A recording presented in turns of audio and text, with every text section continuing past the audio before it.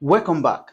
I believe you've been following the playlist and by now you understand what Microsoft Fabric is and you've been able to enable Fabric in your tenant as well as subscribe to the free trial of Microsoft Fabric.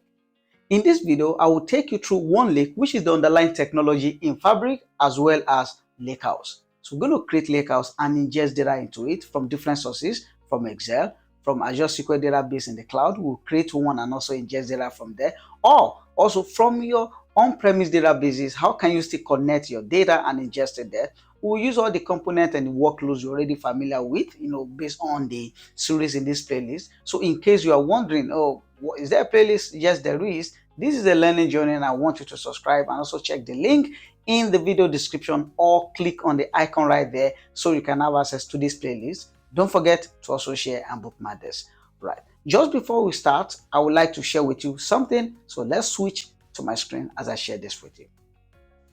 As earlier shared, this is a practical guide to OneLake and LakeHouses. So let's look at it this way.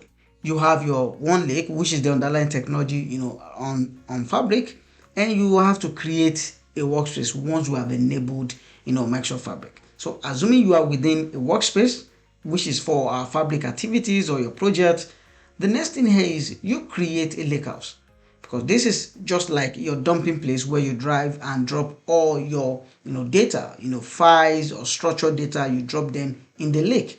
And one thing I want you to note is once you create a lakehouse, two main services will be created for you: a data set and a SQL endpoint. SQL endpoint, and that's the advantage of lakehouse because it gives you the power of warehouse as well. So while it is a lakehouse, you are able to start working on your data as if it's a structured data, as if it's a warehouse, by using SQL to query your file to interact with it. So there's a SQL endpoint that you can use to connect to this data either from your SQL Server Management Studio or from any other tool or platform out there. It also creates a default data set, for you as well.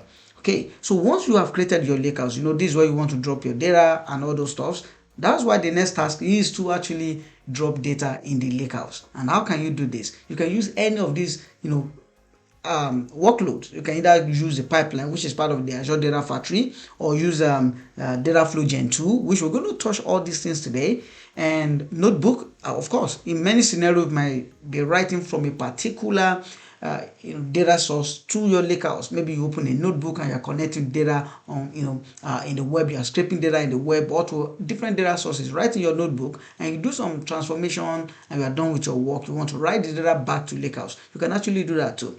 And shortcut, where you are directly connecting to data where it's stored, but you are not moving the data, but you are having a representation of that data in your lakehouse. So this is possible. Now, I also wanted to note this, that when you create a Dataflow Gen 2 Power Query, to connect to your data source to do that migration or ingestion of data to the lakehouse, two main services will also be created, which is data set. This data set is going to be a staging data set.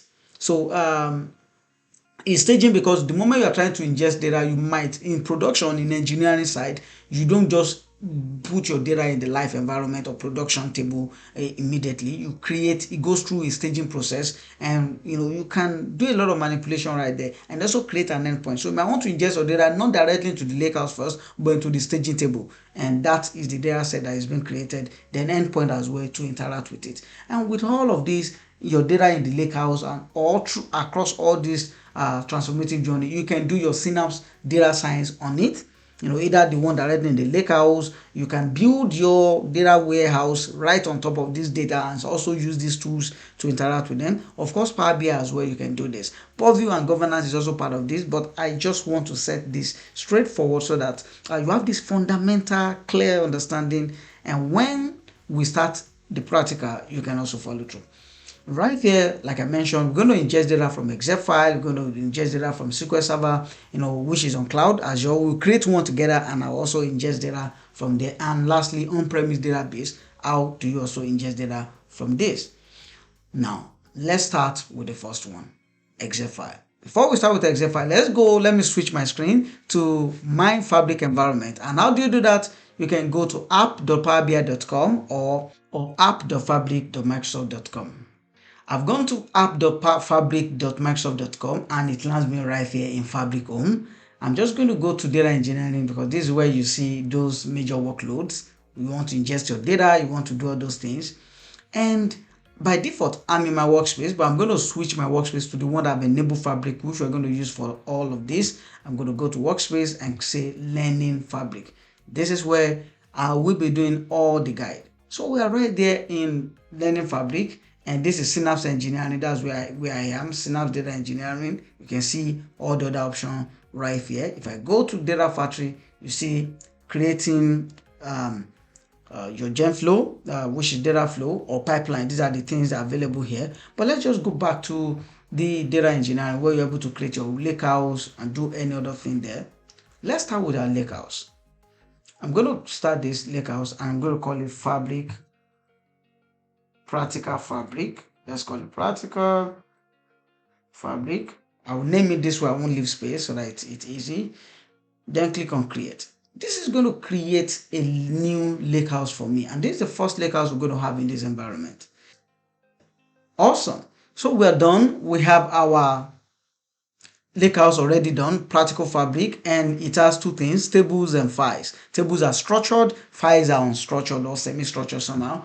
And right here is saying get data into your lakehouse. You can either use the new Dataflow Gen 2 or data pipeline, or open your notebook, or even shortcuts. And right there just show me that, oh, the SQL endpoint has been successfully deployed. Let's even get to know about this. So I'm going to switch back to this learning Fabric, and all of a sudden we have three elements here.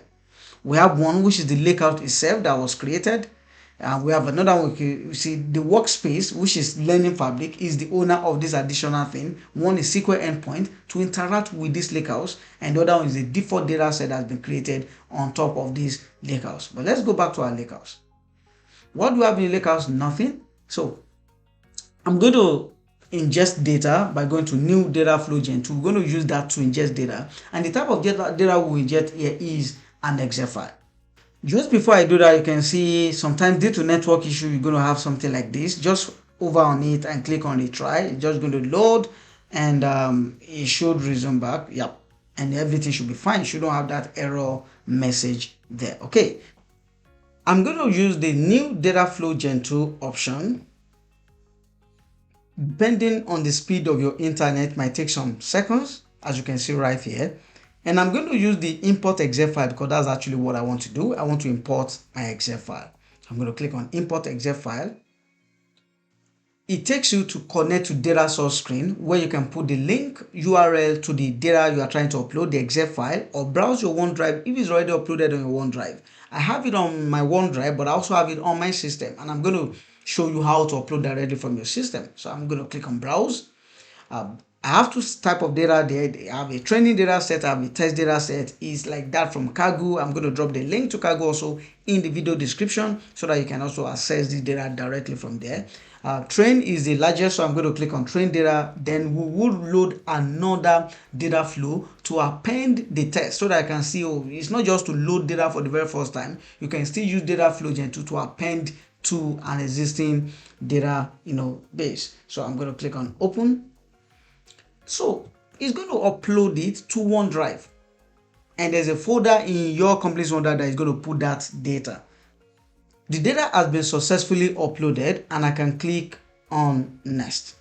I will select the data that I'm interested in, which is the drug review train. This is a fewer columns, but several rows are here. I'm going to click on create.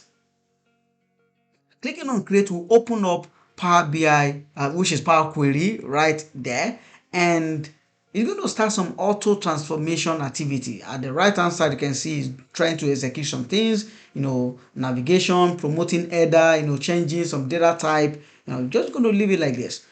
We can also get data for another data source, maybe the test data, and add it, join them, append them, and do the cleaning together. But I'm going to leave this right here like this. Also, you see, I'm having some brief info about the data set, which you can see right here at the top here. How many is valid, empty, error. This can help me debug and understand what should I transform and what should I not.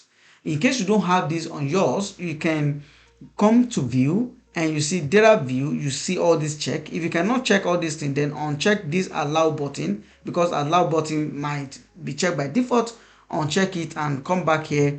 you will be able to check all these guys, and it will show you right here the summary, just like I see. Okay, assuming all is right, because I really don't have much to say, but I need to change this data type. The unique ID is not a number. I cannot be adding, I cannot be subtracting, I cannot do any calculations on them. It's actually text. So I'm going to change the data feed to text. I'm going to replace current one. Okay, so it will change that feed data type to text. It's no longer number, and we're good with this. Also, it is time to load our data into a destination. Add a data destination. All right here, that's what is missing in Power Query Desktop, because you cannot write your data into a data source. It automatically gets saved as Power BI dataset. But here, because it's an ETL tool, we can use this now to write a data to a particular source. And that is the beauty of Microsoft Fabric, because it presents local developers like you and I to use things like this instead of building complex Power pipeline query or writing notebook to ingest our data. Right here, we can point and click and do all the transformation and load our data to our desired destination. And of course, either clicking here or clicking Add Destination right here, you can see all the possible destinations: Azure SQL Database, LakeHouse, Azure Data Explorer, which is Crystal Database, or Azure Synapse Analytics, the SQL Data Warehouse. I'm going to select LakeHouse because that's what we've created. By default, it's going to recognize my account and say, okay, let's go ahead. I will click Next. It's going to lead to my Power BI tenant and say, these are the workspace you have. Which of the workspace are you interested in? The one I'm interested in is actually Learning Fabric, because that is our workspace. And right there, we can see there are two lake houses there. One is Practical Fabric, which is the one we're interested in. The other one is Dataflow Staging Lakehouse, which is the one created the moment we start creating our Dataflow Gen 2. Because your data can be stored in the staging area, run some transformation before those data get moved to the sources. We'll touch that later in the course of the entire training. But here is Fabric. That's what I'm interested in. The table name, what do I want to call this table? Instead of train, it's just drug review table. I'm going to click on Next. So it's starting mapping, and it's saying, oh, this data, if there's an existing table, what do you want to do? Do you want to replace or append? Because there's no existing table, we will replace. So, and right here you can also see issue, the different column on the Excel, which is data we are bringing in. It has created destination columns and also pull the data type right here, which is okay for us. Okay, so I'm going to click on Save Settings. So it has determined a destination. That's why I can no longer click on this destination. And you can see right there showing that, oh, this guy is going to LakeHouse. If I'm good and fine with this, I can click on Publish, which I will actually click on right now. Click on Publish.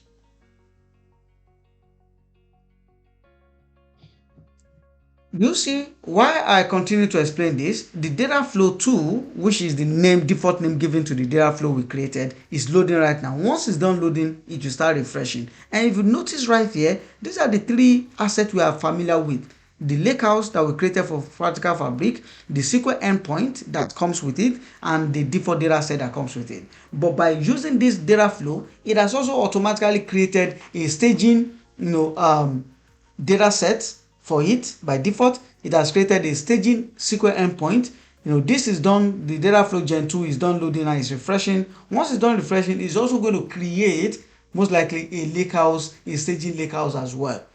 Okay, I hope this is clear now. And our data will be in the Practical Fabric. So just waiting for some seconds for this to refresh. Okay, so let's get back to this. Depending on your internet connection, the refresh might take some time, but this is successful. It's done right now.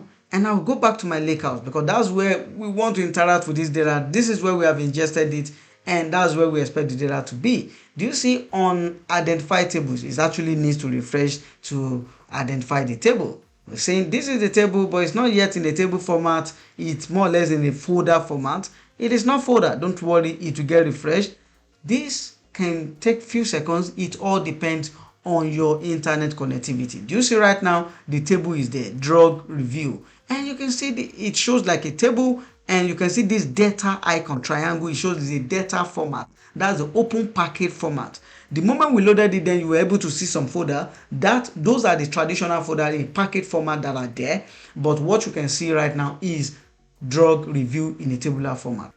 If I select it, it's going to load the preview for me, which you can see right now. This is the preview of, this is the unique ID, which sounds like my primary ID, but it also created some indexing, which is 1, 2, 3, just to number them, and it's showing top 1000. You know, a lot of things can be done with this data. For example, I can actually switch from a LakeHouse to a SQL endpoint where I can actually query this data. It's loading the SQL endpoint, and yes, this is magical. The fact that the same data in the lakehouse is now like a structured relational data that I can start working with my SQL. That's the power of lakehouse. So it combines the strength of the storage for Azure Data Lake Storage, which is ADLS, and also the data warehouse capability of Synapse. And that's what we're enjoying right here. So this is it. This is the default schema. When I come over to schema, I can see my DBO schema, and this is the table. I can also actually put view there. I can create stored procedures. I can do many things right here. Okay. Take, for example, you can start a new query or even new visual query in case you want to join table. We only have one table, so we might not be able to do that right now. But yes, if I click on this guy here and say new SQL query and say select top 10, you see, easy, right? Yes. And I can start writing, my query here and evaluate my data. What is the total number of rows we have in our data? So let's select count. From this, that will tell us what is the total number of rows that we have. It's 161,297 records. Amazing, isn't it? Don't worry, we'll do transformation and many other things from this later. So I'm going to switch back to Lakehouse.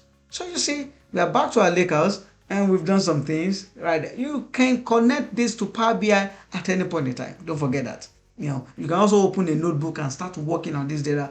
Where are you data scientists? This data is matured, is right there for you to start working with. But that is not what we want to do in this video. So let's get a new data, and I'm going to use the same Dataflow Gen 2 to connect to this data. I'm going to append to this table previous data. So Dataflow Gen 2 is another Power Query flow again. It's opening Dataflow 3. It's an exe file. I have this file upload, saved, but I'm still going to also browse it out. It's the text data. Click on open. It's going to upload it. It's not large. So remember, depending on your file size, internet connectivity matters. You need to look for stable one. Sometimes I tried this out with my wireless network. It failed. I have to switch to mobile network, and that was what I was able to use. Okay, so click next. I'm going to select the table, and that's the screen is going to prompt me. Now it's connecting to that data source, which is Excel. It's going to show me the table or the data that can be found on that Excel, which is drug review test. And I'll click on create. Okay, no, do two things here now. We already have an existing table. It's going to do the regular magic, do those transformation, auto transformation at the right hand side there. Right, I'm going to do something. I need to add the destination. I don't need any cleaning. If there's any cleaning, you can execute those cleaning. And adding my destination is going to be Lakehouse. I'm going to click next. Because I already have an existing table, so when I go over here to Fabric, I'm going to see table that exists inside Practical Fabric. Because there's a table there, it's going to show me that table drug review. So instead of new table here, I'm going to see existing table. So now that I choose this table, there's no need to have conflict of naming. So I'm going to click next. Do I want to replace this existing table? Now you can see wow, this thing makes sense now. I'm not replacing, I'm appending. So I'm adding this to the existing record. And right there is asking me to map, data to this unique ID. I'm going to map this column called unique ID. Some column mappings have errors, fix them. Okay, I'm going to look for them. Useful count, map, date is there. Rating is rating, review is review, condition is condition, drug name is there. Unique ID should actually be mapped to unique ID. I'm not sure what the error is. So what could be the error? Unique ID. Oh, unique ID is number. Meanwhile, it should be text. You see that? It was number. Meanwhile, it should be text. So you cannot write a number to a text feed. To do that, I have to edit my workflow. So this guy should be text and not number. All right, so I'm going to make the transformation, replace current one, so that is a text feed. Right, this is done. Still go back to add destination, go to my LakeHouse, click next.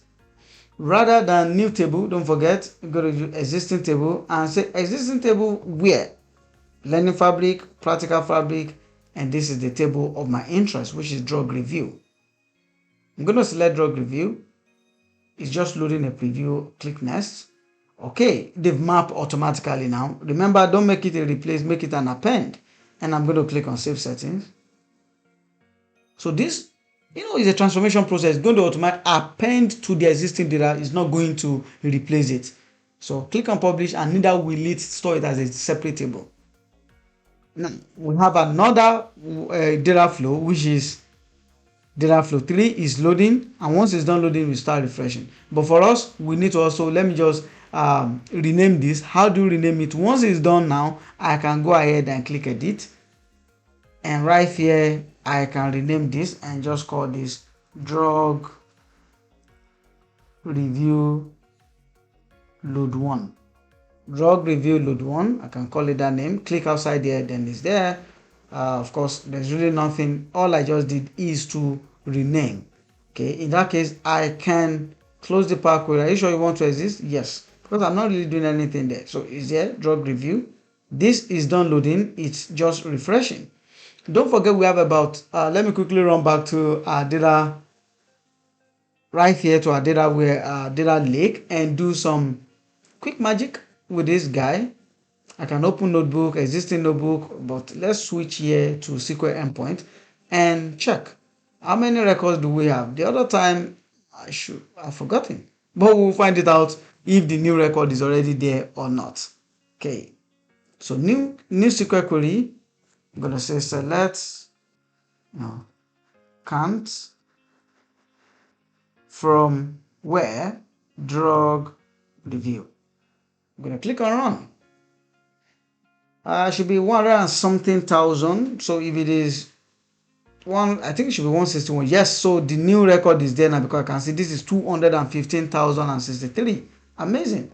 I can go back to my LakeHouse, and right there the additional data is there. It's still singular table, but we know two tables was actually appended, and wherever they are, that record, that exe file, if new data is being added to a role, is also going to refresh and update this table here. So we don't need to bother again about it. Okay, so what we've done so far is to ingest data into our table format in the LakeHouse. How about file? So that's why I'm going to upload the CSV or even an exe file. You can upload it right here. So I can click on get data, upload file. What type of file do I want to upload? Click on this folder. I'm not here. I will come over to sample data, sample review data, and click open. So I am actually uploading this guy as a file. 11 kilobyte is done, and not as table. So if I come back here and refresh, our data has been, our exe file has been uploaded. So just go to file, click on file here, you will see it's been uploaded. Right now, let's go back to our fabric workspace, and let me rename that data flow. So I'm going to go back to my workspace. Learning fabric. Let's go ahead and rename Dataflow 3 and just call it drug review append. So I'm going to reload here and click edit. We just want to rename this workflow. I'm going to call this drug review append. Click outside on top here. It's renamed. I don't need to touch anything here. I just need to close, because I'm not making any changes. Are you sure you want to exist? Yes.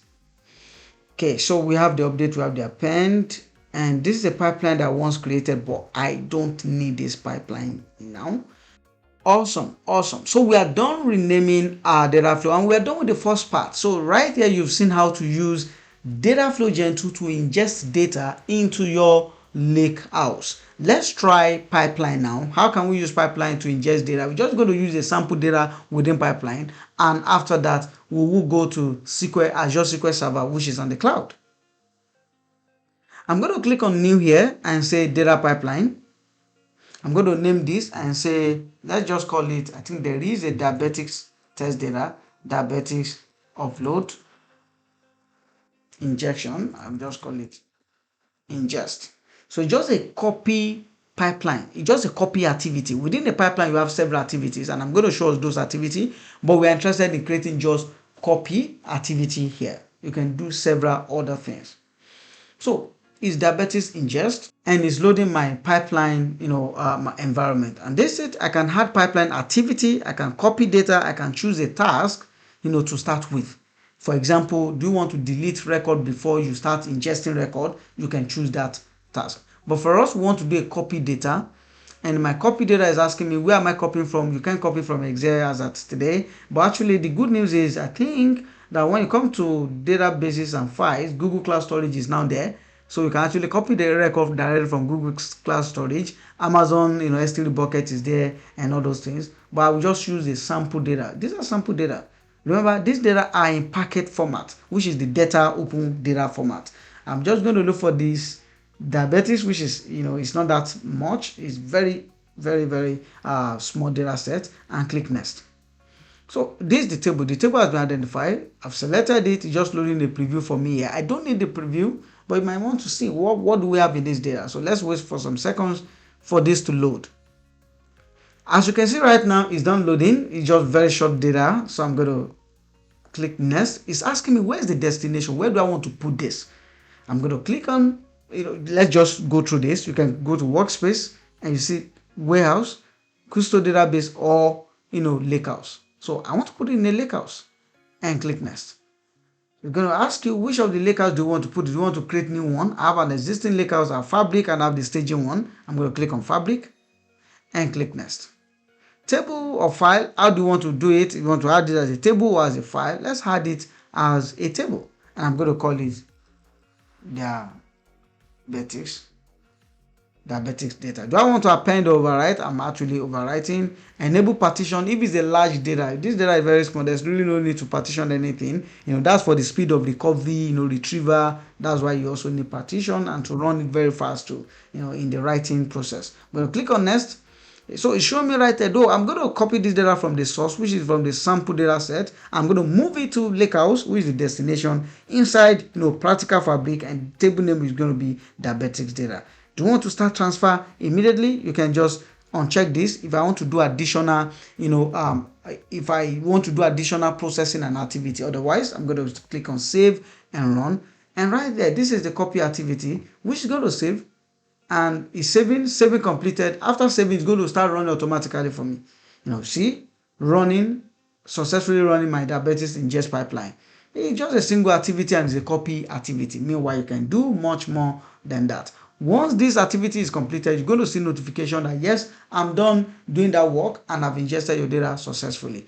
What does that mean? A new table is already created. You can see copy, this guy is in progress. You always know from here once the status is done. This is the output, and you can refresh the output here to know, are you done or not? You can see green light is done and is done.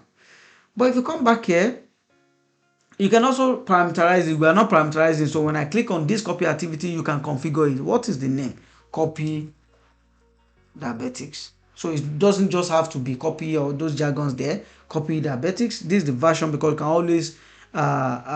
you can always configure this. Source. Where is it getting data from? From sample data set, not from external data source or workspace. And where is it taking this data to my LakeHouse fabric, practical fabric? Is taking it to a table, not to file. And this is the name of the table. All those things we configure in the visual is also what we have here. So you can edit and make changes to this. Mapping, it has done the mapping automatically because we did not recreate. It's not an existing table. So you're just going to create a table and create the data type for all the tables and put those records there.